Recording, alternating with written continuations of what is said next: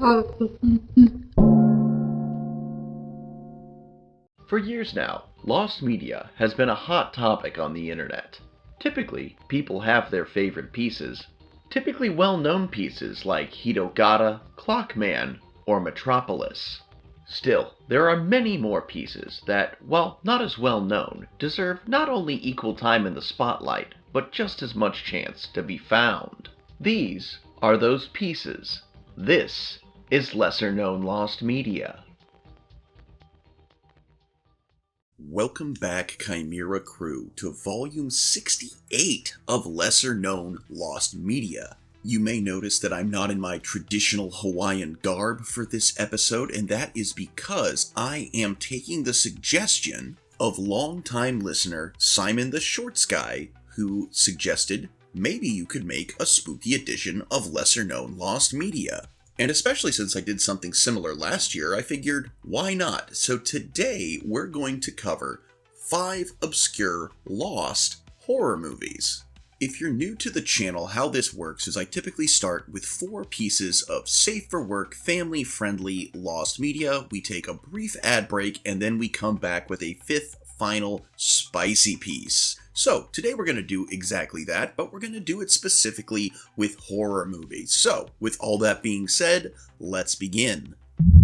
At number 1, we have Wanson, a lost German horror film from 1919. Wanson, meaning madness in German, is a silent German horror film released on the 15th of October, 1919, directed by and starring Konrad Veidt, who you may know from his other, not so much a horror film, but it's kind of gotten lumped in with it, The Man Who Laughs. Now, serving as the actor's directorial debut, it starred Veidt in the lead role alongside Reinhold Schunzel, Grit Hegese, and Gussie Hohl, Veidt's wife at the time. The film's screenplay was written by Hermann Fellner and Margaret Lindau Schultz, and was adapted from a relatively unknown novel of the same name by Kurt Munzer. The film's crew may have included Carl Hoffman as cinematographer and art direction by Will Herman. This is unconfirmed, however. It likely had German intertitles throughout the film, similar to those seen in other films of the era as The Cabinet of Dr. Caligari, in which Veidt also starred. Oh, I didn't know he was in that. The film was produced by Veidt's own short-lived production company, Veidt Film, which produced the 2 films he directed in his lifetime, the other being the 1920 film Die Nacht auf Golden Hall, English The Night at Golden Hall, which is also lost today.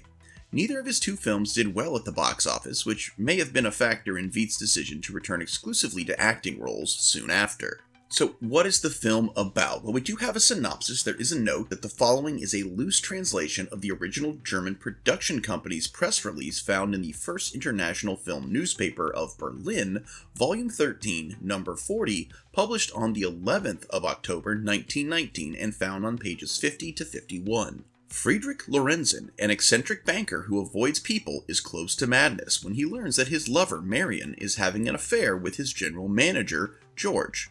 He suffers from a nervous breakdown and, on the advice of his doctor, undertakes a trip around the world so that other people and areas will bring him new ideas.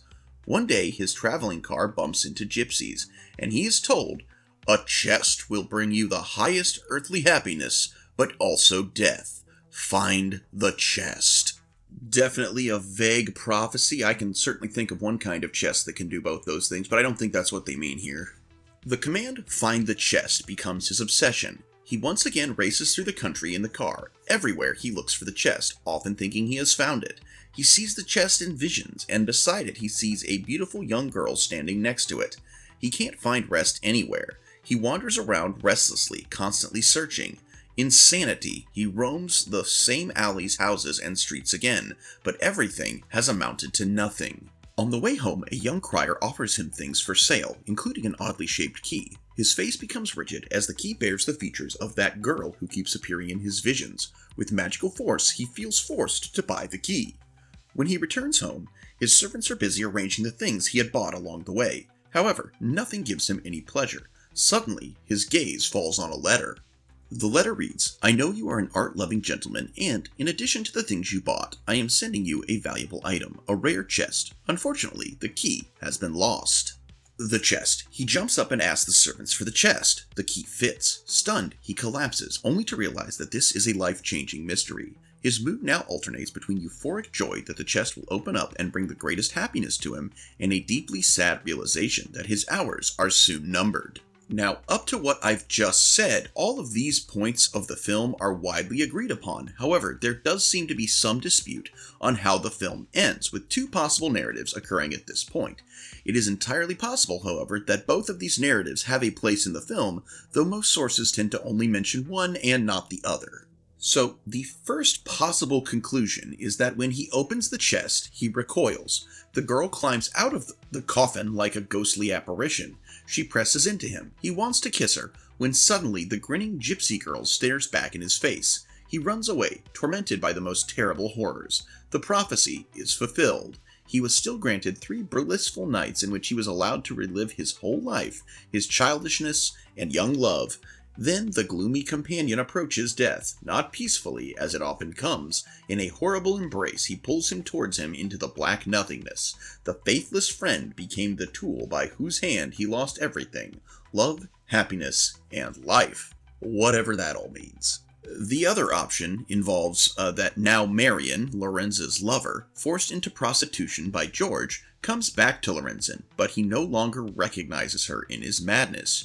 George is on Marion's trail and locks Lorenzen in the chest. The lock snaps shut and can no longer be opened. Also featured in the article on the Lost Media Wiki is a loose translation of an original German version of a review for this film, from Anonymous. In the Marble House, you meet Conrad Veidt in his star film, Wanson, which shows his strong film dramatic talents. Reinhold Schinzel and the classy dancer Grit Hegese, who is sharply drawn in the film, give strong performances of their own. The charming Gussie Hall appears in a small role. So, while the film wasn't a commercial success, people seem to, at least, it got at least one positive review. I think this one is very interesting because, one, we don't have the film, okay? So it's lost. Already a lost film is immediately interesting. It's a early 1900s silent German film, which some of those films, even the ones we have, are an absolute trip. And then also, not only do we have this lost German early 1900s silent horror film, but we don't even necessarily know how it ends. There's a couple conflicting reports, and we don't have the film to confirm. And so a horror movie with an unknown ending is really cool, in my opinion. And I hope we do find this one someday, though again, most films, 90% of films are lost and of the silent era, so it might not be able to be found, especially because it was not a commercial success. I sincerely doubt anyone took the time to properly preserve this film. Moving from the early 1900s to the 1970s, we have Black the Ripper, lost blaxploitation horror film, existence unconfirmed, circa 1974 to 1976. So, Black the Ripper is an alleged blaxploitation horror film that may have been released around 1974 through 1976. The movie was a genre take on the Jack the Ripper story. It is thought that Frank Selettri, the writer of the earlier genre horror movie Blackenstein, may have been the director, but Black the Ripper is otherwise shrouded in mystery. Due to the extremely obscure nature of the film, it cannot be confirmed if it finished production or ever saw a theatrical release. A little background on this supposed film: from the early to mid-1970s, a number of movies made by and starring black actors were released in order to appeal to African-American urban audiences. The genre was nicknamed blaxploitation, and the resulting films are celebrated today for their freedom to show off a uniquely black point of view, including several new takes on classic horror and other established genre properties. Besides this niche focus, many blaxploitation films were independently produced on small budgets. The result generally lacked mainstream marketability, playing mainly in smaller theaters in larger urban areas. As to the production details of the film, Black the Ripper was first mentioned in a brief note in the May 8, 1974 issue of Variety magazine that named Selettri and a cast of unknown actors and indicated the film was 2 months into production. Later that year, on December, an advertisement promoting its future release was included in an issue of Monsters of the Movies magazine. Months later, the February 25th, 1976 issue of Variety claimed that the film was planned as a Memorial Day release. This release didn't happen. Indeed, the movie would be forgotten entirely until 2013, when a user of a website for obscure films claimed to have seen it once while browsing torrent files. Another user of the same website released what are supposedly the only known screenshots. Those who claim to have seen it say that the film seems hastily put together and incomplete, with several seemingly missing scenes. There is an opening credit sequence over a song credited to Mara Farmer, but no ending credits. In the opening credits, alongside Saletri as director, Michael Finn is listed as writer. While not confirmed, it is possible that this is the same Michael Finn who directed the 1974 genre film The Black Connection, especially given that movie was filmed in Las Vegas, where Saletri was known to have lived. So, what is the plot of this alleged film? Well, supposedly the film opens in a karate studio where a character named Mike is training students. The training is interrupted by a phone call from a student who informs Mike that he will not be in due to his sister being murdered. The student further discloses that he had told his sister not to go to an ex-pimp named Sideback. Mike begins to take the investigation into his own hands after the police are of no help. As he is asking a prostitute questions about the murder, a voice is heard calling him off screen, and Sideback appears in the flesh. Apparently this guy goes just by Sideback and not fully a pimp named Sideback. You know, missed opportunity. A fight between Sideback and Mike breaks out. Both are arrested and jailed, but later cleared when another murder occurs. After this, the film is said to abruptly shift focus to a mild-mannered Caucasian accountant named Todd, who we first see interacting awkwardly with his attractive black secretary, Carla. Todd asks Carla out on a date, and when she politely declines, mutters, "You deserve everything you're going to get, strumpet," to himself as he walks away.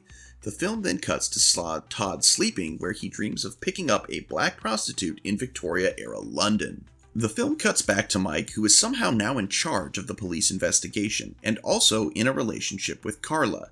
Any scenes establishing either of these things are presumed to be among the lost. He receives an anxious call from her, as she has noticed the case in the paper and had overheard Todd mumbling to himself. The cops agree to keep an eye on Todd. Later in the evening, Mike is at Carla's house, but has gone for food when Todd strikes, killing Carla's roommate. Mike returns just as Todd is trying to kill Carla. This leads to the final fight and results in Todd being thrown out a third-story window. It is also possible, but not confirmed, that Antonio Fargas, previously best known as informant Huggy Bear on Starsky and Hutch, played the character of Sideback, but this has not been confirmed. It's just a rumor, again, much like everything in this film. So again, we've very much been talking about the supposed, allegicity of the film, if that's a word. So what is available of this? Well, the existence of Black the Ripper has yet to be confirmed. While a few people claim to have seen it, and the website dailygrindhouse.com has an article that goes into great detail about the film, it is not available in any official form, and no one named as connected with the production has come forward to describe their involvement. It is also worth noting that the aforementioned Daily Grind article was published on April Fool's Day. Several of the screenshots attached to the article have since been identified as having been lifted from other productions, although the few remaining unidentified ones are consistent both with each other and the film's likely production values. At best, Black the Ripper seems to have been a hastily produced or perhaps salvaged after being initially scrapped, which would explain the disjointed nature of the finished film, for a possible minor local release, similar to many blaxploitation films at the time, and simply was not thought worthy of preservation. I find this one interesting for a lot of reasons. One, I actually do thoroughly enjoy blaxploitation cinema of the 70s, for all the reasons stated above, and a lot of times the films are just really fun, even if they don't have the best production values. They all tend to they come across as labors of love from the people who made them, and as someone who loves movies and stories of all kind, I think it's a very interesting genre of cinema. Another thing that's great about this one is the mystery. Did it actually exist? Is it all a hoax?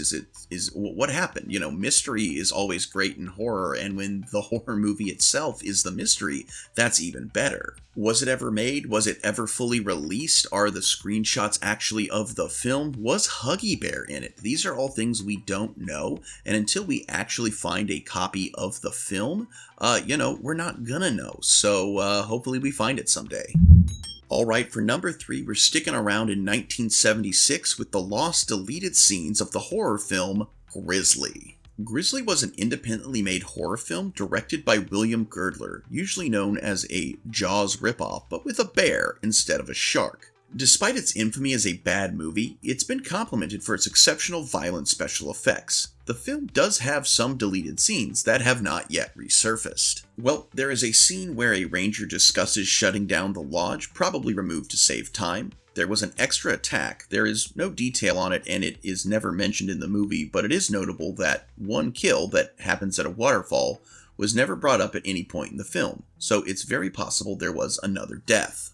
There's a scene where the hunters kill a black bear by mistake, possibly cut due to another scene where a black bear wanders into the hunter's camp, and they claim it's the cub of the killer grizzly. If they acknowledge the black bear as being a different species, the subtle lack of logic wouldn't add up. There's a longer cut of the death of Don the helicopter pilot that was more graphic.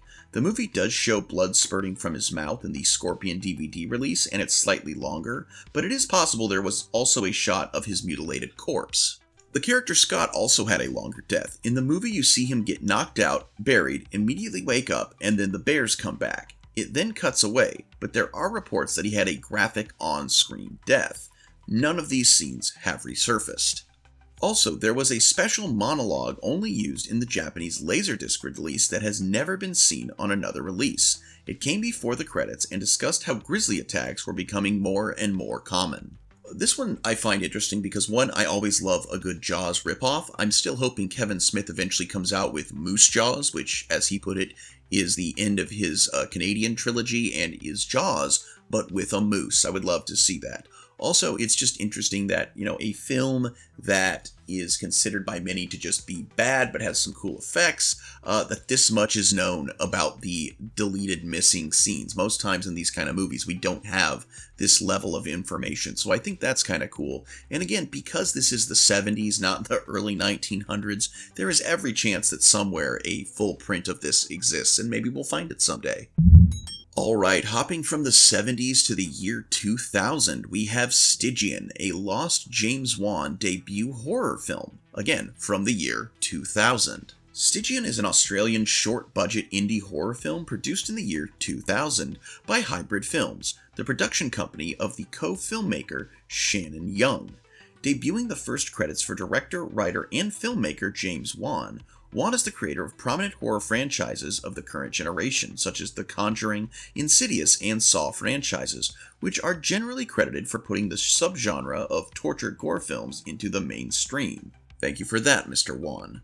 So, the premise of this film is a story about a young couple who become unintentional targets in a life or death situation.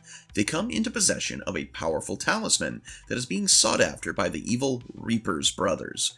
As a result, they find themselves trapped in a different realm. Jamie must navigate this unfamiliar world to find Melinda, but he soon realizes he is not the only one in this predicament. It serves as a gutter punk purgatory for deceased villains called Exile, containing mad scientists, killer clowns, gory zombies, and mayhem galore. Now, as to the availability of this film, well, the film was initially shown at some underground horror film festivals around the year 2000, and even obtained a few awards on those, but it was never released in any form of public nor physical media, and has disappeared since then.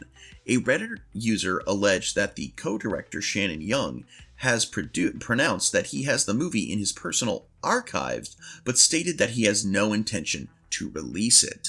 And just for a little extra info, of the awards the film have received was Best Use of the Guerrilla Aesthetic by Melbourne Underground Film Festival in 2000, Official Selection by Dead by Dawn Horror Film Festival in Scotland in 2000, and the Melbourne Fringe Festival in 1999. So, not hard to tell why this one is so interesting, because we have a famed horror director. This is his first film, and it's lost. So, and apparently it's just out of reach, because the co-director, Shannon Young, says he's got a copy in his personal collection, but we can't see it. And nothing makes lost media hunters more mad than knowing something is available, just not to them.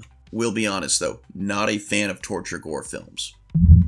Alright guys, it's time to have the brief ad break before we get to the spicy piece, though let's be honest, most horror content is at least a little spicy. Now, first I want to say thank you to everybody who continues to support the channel by showing up, watching, liking, subscribing to these videos.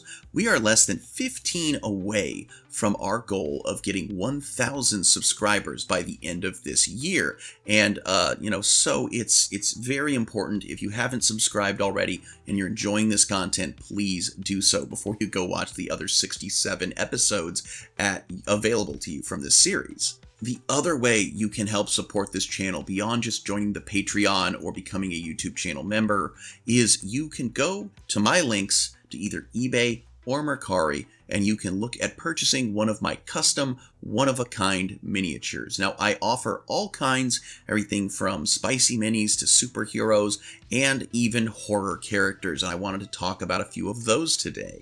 Up first, we have this zombie Tin Man miniature. He looks to be some kind of, not fully Tin Man. Clearly there's some human parts left, but he's been turned into this kind of Tin Man-esque looking horrific cyborg with 3 legs and, blood hydraulics. So, good anyone who loves horror versions of beloved childhood characters may enjoy the zombie Tin Man. Up next, we have this middle-aged Nosferatu. He's, kind of getting a little long in the tooth, so to speak, a little bit paunchier, not the sexy devil he once was, but still definitely dangerous, still definitely a monster, and just kind of a fun little take on the vampire trope. Most of the time they're shown as being super sexy. This guy's definitely not, but he's still a cool monster, and he is available for sale. Up next, we have the Undead Experiment. This guy might have spent a little bit too much time in the ground before they dug him up.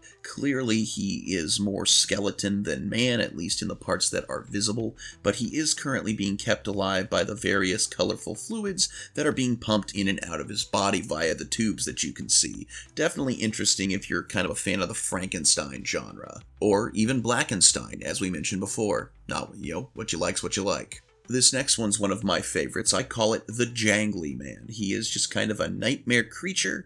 Yes, those chains are actual metal chain, and I just find him to be overall creepy with his kind of human but inhuman, uncanny valley, slimy, skinless look. It's gross, it's creepy, it's a thing from nightmares, and it would look great in your horror game, especially if you play like Kids on Bikes. And hey, fans of the spicy minis, don't think you're left out of the horror genre. Let's take a look here. Of course, these images are edited for, YouTube purposes. But here we have the female vampire, looks to be, she's in some burial clothing as she rose from the grave. Some of the clothing is not covering everything it should.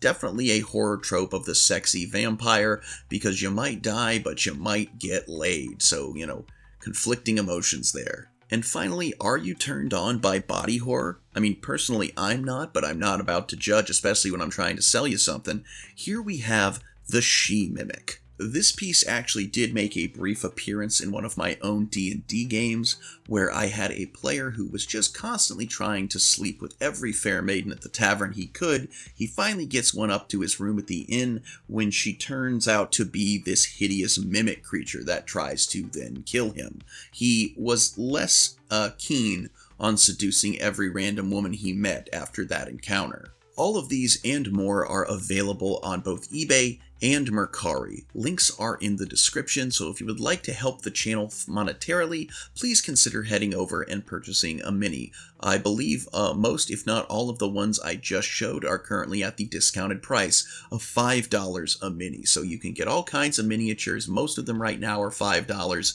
as I'm starting to slowly put in new inventory. But with all that being said, let's get to the fifth, final, spicy piece of lesser-known lost media. And at number 5, we have The Painting of Horror, a found horror film from 1994. Now, I know I don't normally cover found pieces on this channel, but again, finding not safe, spicy pieces of horror movies that, I haven't already covered on the channel was a little difficult, as I've said, but most horror content is a little spicy one way or the other. But so for our fifth spicy piece, we have The Painting of Horror from 1994. The Painting of Horror is a horror film directed by G.W. Lawrence and distributed by Wave Video. It was released on a rare VHS copy of The Kind of Meat You Can't Buy at the Store. The film revolves around two girls who find a framed painting of a deformed Necronomicon in a flat cardboard box labeled Christine Polk. One girl takes a closer look, pokes at it, and the painting eats her alive with its oversized tongue. Half of the movie is fetish fuel, with the girls changing into lingerie, giving the creepy old man from The Mummy's Dungeon a lap dance, and another dancing behind an umbrella, ending the whole movie overall. The film was found by user Comrades on VHD, though the date of finding is unknown. Also, the original upload has been taken down, but other people have posted it elsewhere. This one is interesting simply because it is tried and true to the horror trope. If you can't have a budget, if you can't have production value, if you can't even have good acting, throw in a little sex into your horror movie to go along with the kills, and, you've got yourself a movie. I started watching slasher movies in 6th grade, though I had loved older horror movies like the old Universal or Vincent Price films from the Hammer collection much earlier than that. But the thing about slasher movies, as someone who started watching them as you start to go through puberty, is there's always, a little bit of TNA going on with it, and it sounds like that's kind of what this stupid little movie was trying to do. We have an idea, we can't quite pull it off, so let's throw in some lingerie and some lap dances. And, from the one description of that one kill, there's maybe a little bit of vor element into it if you're into that. But, to each their own. Some stuff's just a little odd to me, but horror takes all kinds. And hey guys, that is today's episode. I do hope you enjoyed it, and I really hope that you will come back for next week for the, super spicy 69th episode, where all 5 pieces will be spicy entries. One of my viewers made the prediction that it's going to be that all-spicy episode that finally puts us over the 1,000 subscribers, so hey, we'll see if me and my audience are all a bunch of perverts. So hey, come to see what happens with that. But until next time, everybody, I want to thank you so much for coming back here, for watching, for subscribing, for commenting. I really do appreciate the comments. And again, for considering either joining the Patreon, becoming a YouTube channel member, or maybe even buying a mini. We just got a new patron subscriber, so their name is now going to start showing up in the scrolling list of all the videos. And again, I keep forgetting to do this, so I do need to give the shout out to my one longest running patron of the Beta Club, J-Dog. Thank you so much for your continued support, J-Dog. I'm sad you've moved out of state, as it is now harder to have collabs with you, but I do appreciate your support. So until next time, everyone, stay safe, stay spooky, and alpha great day, and an even beta tomorrow. Bye-bye.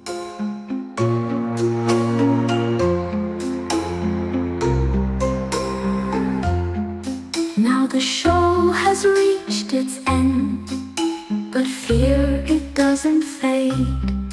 Mr. Sean will haunt your dreams in the shadows where we've played. We've brought you chills, we've shared the frights, but the nightmares won't be gone. Chimera miniatures whisper still until the break of dawn. So don't forget, we'll meet again in the darkness and the gloom. Thanks for watching. Now close your eyes, we'll be lurking soon.